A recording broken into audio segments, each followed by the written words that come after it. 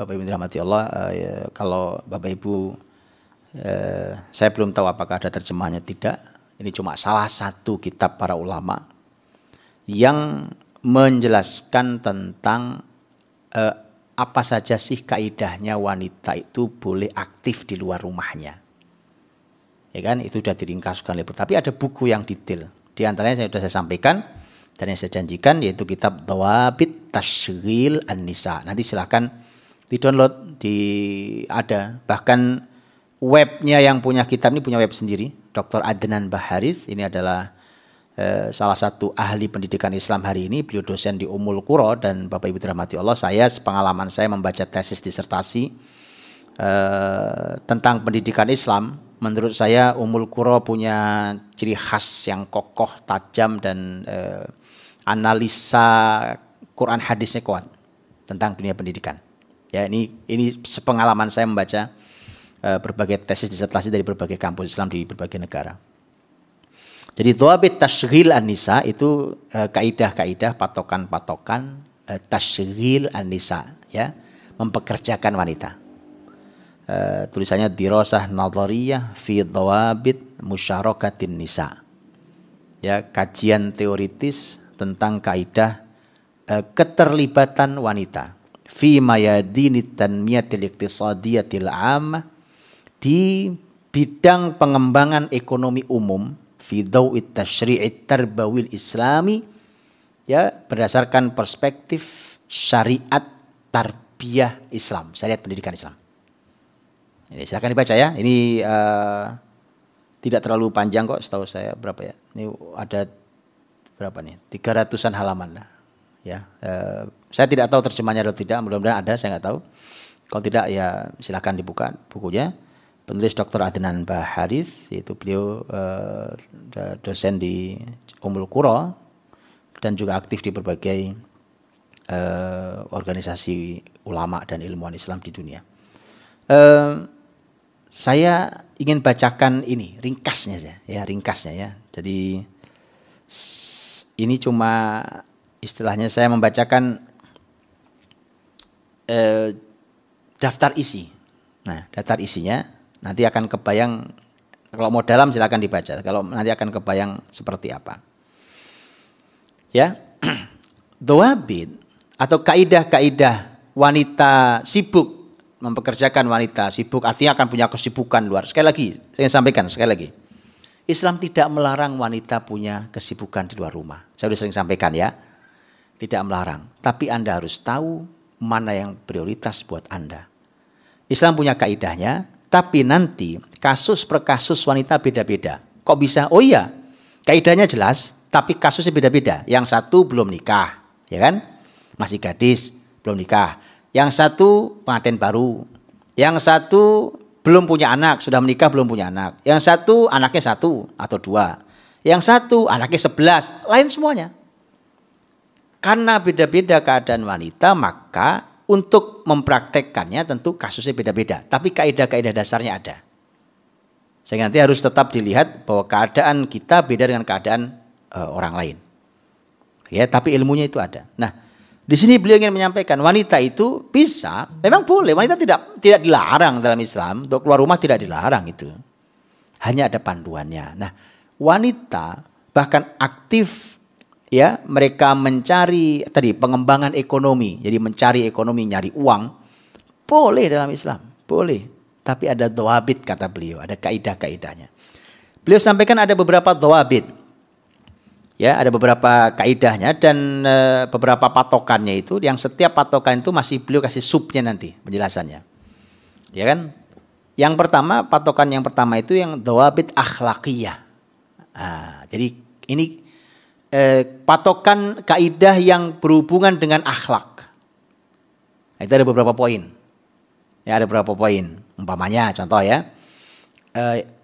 Dalam bab ini tajannub ikhtilatin nisa al-amilat birrijalil ajanib fil amal. Ya, harus menghindari bercampur aduknya wanita yang bekerja dengan laki-laki dalam pekerjaannya. Campur aduk gak karuan itu ya. Makanya kemudian sering terjadi masalah di rumah tangga gara-gara itu kan, gara-gara teman kantor. dan seterusnya. Ya. Kemudian contoh lagi ada kaidah yang kedua, tahrim. Ini urusan kaidah yang berhubungan dengan akhlak. Tahrim ashkalit tijar bin nisa'il amilat. Haramnya berbagai macam bentuk memperjualbelikan wanita pekerja. Bukan cuma pelacur loh, mohon maaf ya, bukan cuma pelacur yang haram tuh. Kita suka lupa, loh wanita banyak dipajang-pajang, dipajang-pajang di mana-mana itu, kemudian pekerjaan ini syarat wanita penampilan menarik. Itu ngapain tuh? Mau dipajang-pajang kan? Itu maksudnya. Beliau katakan haram hukumnya ketika wanita dijual, yang dijual itu. Ya. Makanya kemudian tahrim at-tijar bisuwarin nisa, dengan foto-foto perempuan, penampilan perempuan itu. Tahrim at-tijar bi aswatin nisa, dengan yang suara, bi a'radin nisa, tentang kehormatan ini. Oke, itu tawabit yang sifatnya akhlak. Itu beliau menyampaikan ada di akhlak, tentang tema akhlak itu ada 2 tadi. Kemudian beliau mengatakan yang kedua adalah dawabit yang berhubungan dengan kemanusiaan. Kalau tadi akhlak, ini kemanusiaan.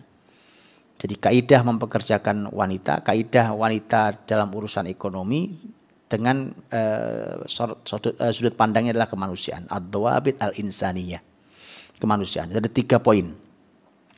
Ya, at-tarafu' bin nisa'il 'amilati 'anil a'malil mihaniyatil wadhi'ah.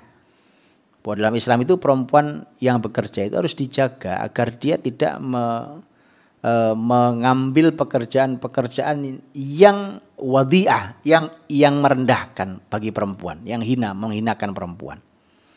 Itu pembahasannya di buku, silakan dibaca. Kemudian yang kedua, himayatun nisa al-amilat minal a'malis syaqatil mudniyah. Harus melindungi wanita yang bekerja dari pekerjaan yang berat sekali. Gak manusiawi perempuan melakukan mungkin bisa. Perempuan suruh naik pohon kelapa 15 meter bisa. Cuma mbok fikirlah secara manusiawi gitu maksudnya. Coba difikirkan manusiawi. Perempuan bawa tronton besar bisa. Ada contohnya. Coba dari sisi manusiawi masuk gak sih gitu? Sampai seperti itulah. Ya. Dhamanul haqqil malil nisa'il amilat, harus dijamin wanita mendapatkan hak hartanya. Ya, jangan sampai wanita dizalimi. Kalau dia sudah bekerja, dia berhak mendapatkan hak harta. Oke, itu yang kedua ya, yang berhubungan kaidah yang berhubungan dengan kemanusiaan. Ada ad-dawabit as-sihhiyah.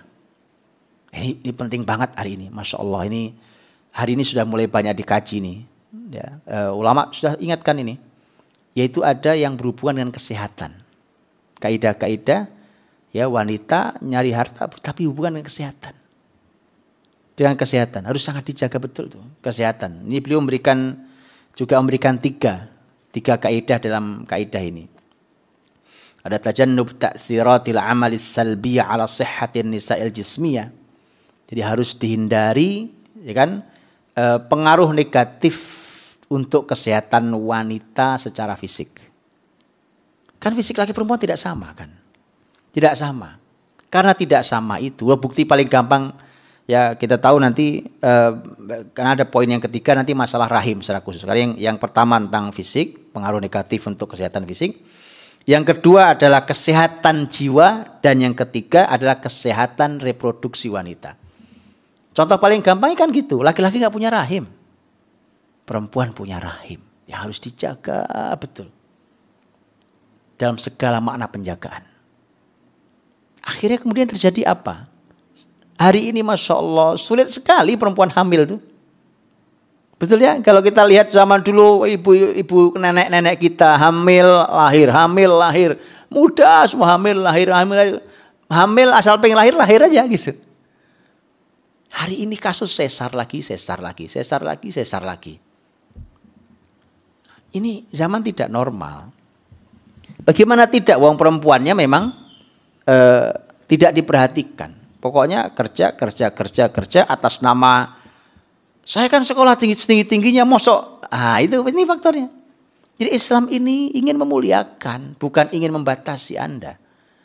Tapi ingin memuliakan, ingin membahagiakan. Ini agama fitrah ini. Ya.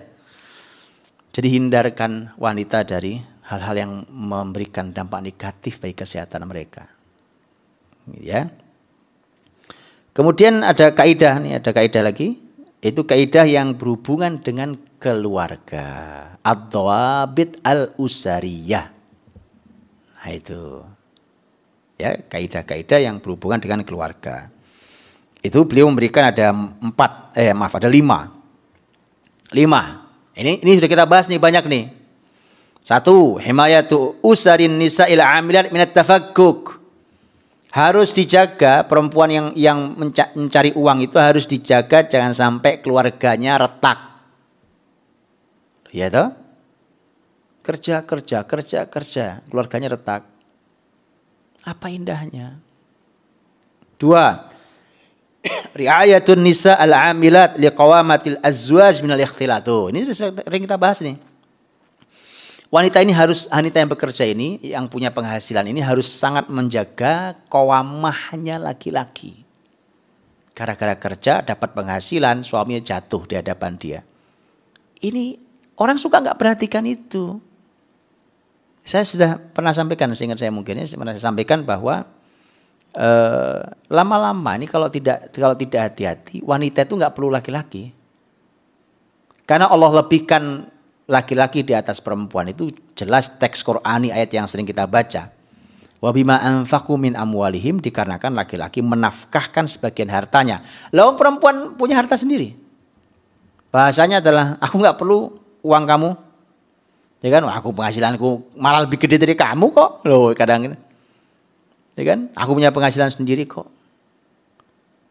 Jadi pemberian nafkah suami, ya nafkah harta suami, pemberian nafkah harta suami untuk istrinya bukan hanya sebatas untuk memenuhi kebutuhan. Tetapi ini adalah ikatan kasih antar kita dan ini adalah dalam rangka menjaga qawamah suami. Catat itu. Bukan sekedar kebutuhan, perlu uang, bukan itu. Karena kalau cuma kebutuhan, perempuan nanti lama-lama tidak perlu laki-laki. Dan itu awal keretakan rumah tangga. Baik. Yang ketiga dari di bawah pembahasan tentang kaidah keluarga, salamah muaddilat khusubatin nisa al-amilat minal inkhifat. Jadi harus dijaga betul agar jangan sampai kesuburan wanita itu turun. Loh kan? Tadi sudah kita bahas tentang rahim. Ya kan? Susah punya anak. Gara-garanya apa? Kerja alasannya. Ya, namanya orang lelah. Belum lagi kalau tempat kerjanya umpamanya kok tidak sehat umpamanya atau dan lain sebagainya. Oke. Kemudian yang keempat, tajannubun nisa al-amilat azmat as-sira'il adwar ijtimaiyah. Harus menghindarkan wanita ya dari krisis pertarungan peran sosial. Hati-hati lagi nih. Peran-peran sosial terjadi pertarungan di masyarakat, ini hati-hati. Ini enggak sederhana, ini yang merusak tatanan masyarakat. Peradaban hari ini merusak tatanan masyarakat itu. Jadi bahasa kitanya overlapping itu kerjaan itu, saling tumpang tindih pekerjaan itu. Jadi menjadi tidak jelas. Belum lagi terjadi pertarungan. Harus dihindarkan, itu bukan wilayah perempuan. Kemudian yang kelima itu al-muhafadhu ala salamati auladin nisa ila amilat minal inhiraf. Nah ini juga berat. Harus menjaga keselamatan anak-anaknya perempuan tadi itu. Ya anak perempuan tadi itu. Dari penyimpangan-penyimpangan. Jangan sampai anak-anaknya menyimpang. Gara-garanya emaknya pergi kerja semua. Anaknya gak terurus. Akhirnya terjadi berbagai penyimpangan. Oke. Yang kelima dari dhawabit ya tadi 5 poin untuk kaidah yang berhubungan dengan keluarga. Yang kelima ini adalah dhawabit at-takhassusiyah.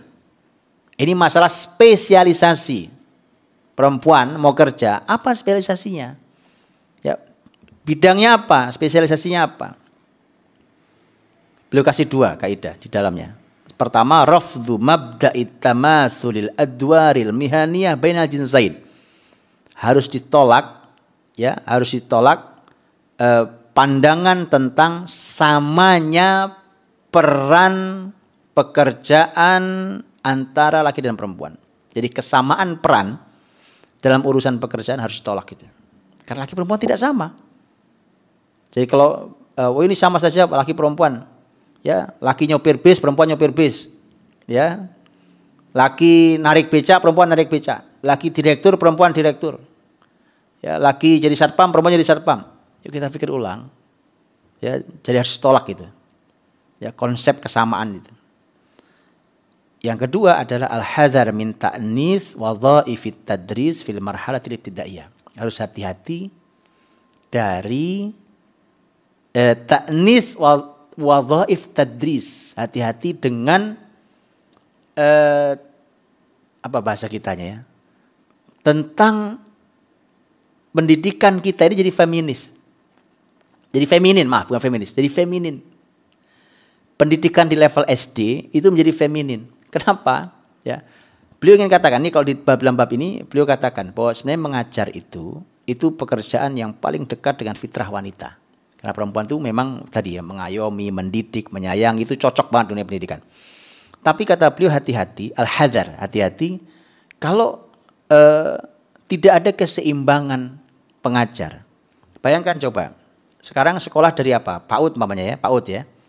PAUD itu umur berapa? 4 namanya ya, 4, 5. Guru PAUD rata-rata perempuan, 4 tahun perempuan gurunya, 5 tahun perempuan. TK, ya, TK 0 besar 0 kecil umpamanya, 6, ya, 4, 5, 6 perempuan. Anggap 7 tahun masuk SD kelas 1, gurunya perempuan. Kelas 2, ya, 8 tahun, umur 8 tahun, gurunya perempuan lagi. Anggap sampai kelas 2 SD saja, udah 5 tahun, anak kita mendapat sentuhan guru semua perempuan. Kasihan anak laki-laki saya nanti, ya kan? Anak laki-laki kita ya. Anak laki-laki kita kasih nama Khalid. Wah, ya kan? Mujahid besar, masuk medan pertempuran gak pernah kalah. 5 tahun diasuh perempuan, jadi perempuan itu anak itu. Nama Usama, singa, ya kan? Bayangkan, panglima termuda dalam sejarah Islam dikirim untuk berhadapan dengan imperium besar. Gurunya perempuan semua. Jadi perempuan nanti anak itu nanti. Ya kan? Nah itu harus, artinya harus hati-hati. Gak bisa begitu saja. Ini luar biasa ini analisa ini. Ini akan mengubah tatanan sosial kita. Ya, baik. Ini yang terakhir nih, kaidah yang ke-6. Yang berhubungan dengan ad-dhawabit al-hajiyah. Yang berhubungan dengan kebutuhan. Berhubungan dengan kebutuhan. Di sana ada beberapa kaidah tuh. Ada mulai i'timad 'alal umalat nisa'iyyah fi qiyamin nahdhah al-iqtisadiyah. Tidak boleh bersandar kepada pekerja wanita dalam masalah kebangkitan ekonomi. Gak bisa. Jadi kebangkitan ekonomi jangan disandarkan tulang punggungnya itu perempuan. Tetap tulang punggungnya laki-laki. Ya, yuk kita pikirkan yuk. Perempuan terus yang ngurusi ekonomi ya pantesan ya kan. Ya, kemudian kita bicara tentang masalah kebangkitan ekonomi umat, yang ngurus saja perempuan ya kan. Ya kita pikir ulang lah ya kan. Dan yang kedua, tajannub ta'thir a'dadin nisa'il 'amilat 'ala ziyadati nisabil batalah fir rijal. Harus dijauhkan pengaruh jumlah perempuan yang bekerja, ya, pengaruhnya terhadap bertambahnya prosentase pengangguran laki-laki. Nah, ini laki-laki nganggur, kenapa? Tempatnya ditempatin perempuan. Ini efeknya kemana-mana ini masalahnya. Ya, itu harus diukur sampai ada ukurannya. Kemudian yang ketiga, at-ta'kid ala hajatin nisa al-iqtisadiyah lil amal. Harus dipastikan tentang kebutuhan wanita secara ekonomi untuk bekerja. Betul nggak wanita itu sebenarnya perlu bekerja? Yang perlu mendapatkan penghasilan ini sehingga dia harus diizinkan untuk keluar. Cek betul. Mereka-mereka yang sudah tidak perlu bekerja, sudah cukupi oleh suaminya, kenapa sengsarakan diri untuk itu? Sekali lagi tidak dilarang ya. Tapi kalau sampai harus meninggalkan rumah, jauh dari anak, jauh dari suami segala macam. hanya atas nama ekspresi, mengekspresikan ilmu atau mengekspresikan diri atau apa. Coba dicek kebutuhan itu. Kenapa kita tidak ingin bahagia? Itu pertanyaan saya. Kenapa kita tidak ingin bahagia? Islam ingin membahagiakan kita. Saya kira itu. Barakallahu fikum. Kalau mau detail silakan dibaca kitabnya. Dhawabit Tasghil Nisa, Dr. Adnan Baharis. Hafidzakumullah, saya serahkan pada Ustaz, silakan.